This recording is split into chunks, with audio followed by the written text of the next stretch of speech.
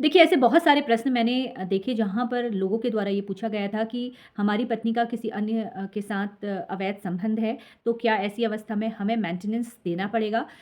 बच्चे भी पति के पास हैं।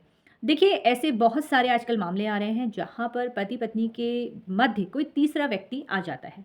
अब अगर बात की जाए मेंटेनेंस की या दहेज का आरोप लगाने की, तो यहाँ पर पुरुष वर्ग यानी कि पति के ऊपर दहेज का केस भी लगाया जा सकता है, घरेलू हिंसा का भी केस लगाया जा सकता है और मेंटेनेंस का केस भी लगाया जा सकता है। लेकिन अगर पत्नी का किसी अन्य व्यक्ति के साथ अवैध संबंध है और आप इसे साबित कर देते हैं कोर्ट में, तो ये सारी चीज़ों से बचाव आपका हो सकता है और आप इसको ग्राउंड बनाकर तलाक भी ले सकते हैं। लेकिन अगर पत्नी ने किसी और के साथ वो रह रही है और आपके ऊपर अगर वो मेंटेनेंस का केस कर रही है, तो ऐसी अवस्था में मेंटेनेंस आपको देना पड़ेगा जब तक कि आप ये सिद्ध नहीं कर देते हैं कि पत्नी का किसी अन्य व्यक्ति के साथ अवैध संबंध है।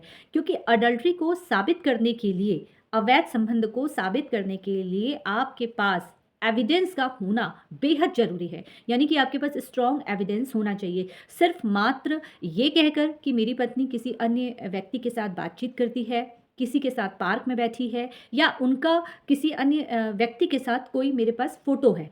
सिर्फ़ इतना एविडेंस लेकर अगर आप ये सोच रहे हैं कि आप अपने मेंटेनेंस के केस में बचाव कर सकते हैं या इसको ग्राउंड बनाकर आप अपनी पत्नी से तलाक लेने की सोच रहे हैं, तो यहाँ पर मैं आपको बता दूँ कि ऐसे डाइवोर्स नहीं मिलेगा और आपको अपनी पत्नी को मेंटेनेंस भी देना पड़ेगा। जब तक कि आपके पास स्ट्रॉन्ग एविडेंस नहीं होते हैं, तब तक आप अपनी पत्नी से तलाक की माँग ना करें। पहले एविडेंस पर विशेष तौर पर ध्यान रखें और अगर आप ये साबित कर देते हैं कि महिला स्वेच्छा से आपका घर छोड़कर गई हैं, बच्चों को छोड़कर गई हैं, तो ऐसी अवस्था में फिर मेंटेनेंस के केस में बचाव किया जा सकता है। फिलहाल अधिक जानकारी के लिए इसी तरीके से आप लोग मुझसे जुड़ते रहिए। धन्यवाद।